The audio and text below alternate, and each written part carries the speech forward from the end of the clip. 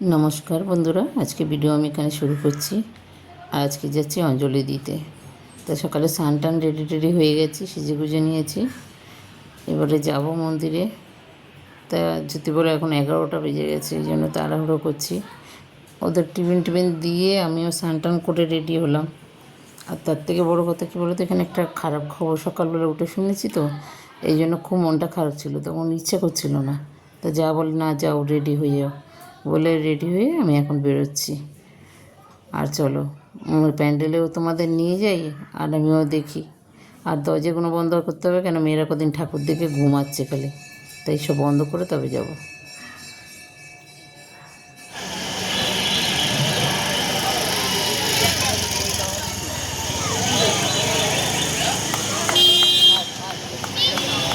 नमो नमो सूचि नमो सूचि नमो सूचि नमो माँ भगवती आई पठना बोल बोल आदि सहकारेण पुष्पांजलि नमो भगवती दुर्गादेवी सपरिवाराय नमः नमो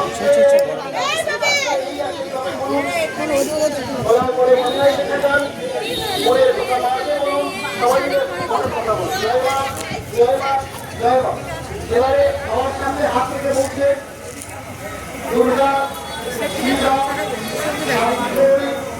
ব্রহ্মণি আপনাদের অঞ্জলি দিয়েছেন। অঞ্জলি দক্ষিণাত্ম হাতে নেবেন, কপালে ঠেকিয়ে মায়ের উদ্দেশ্য করে মাকে দিচ্ছে মনে করে এই পাত্র দিয়ে দেবেন। একটু পাত্রগুলো ধরে পিছিয়ে দেন।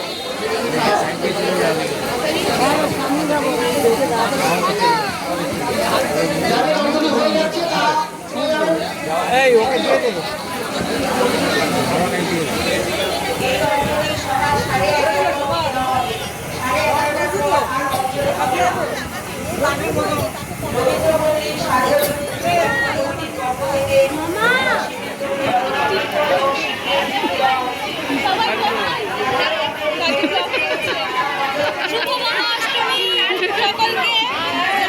চলো, আমি জুতো এদিকে রেখেছি।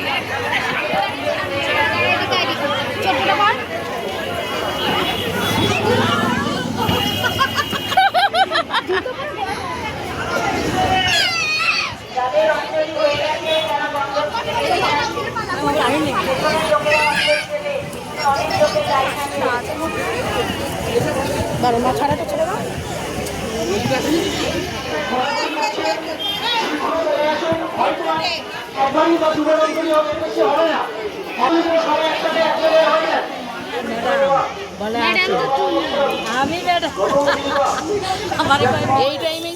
দেখো, বছরে একবারই তো পুষ্পাঞ্জলি দিতে যাই, দুর্গা পুজোর। আমরা এই দিনে যাই, আমি ষষ্ঠীতে যাই না, তাই আজকে পুষ্পাঞ্জলি সারা হয়ে গেল। এরপর আর দেবে না, ওদের সন্ধ্যা পুজো শুরু করবে, এরপরে যারা দেবে সন্ধ্যা পুজোই দেবে। তো এত দেরি হলো কেন?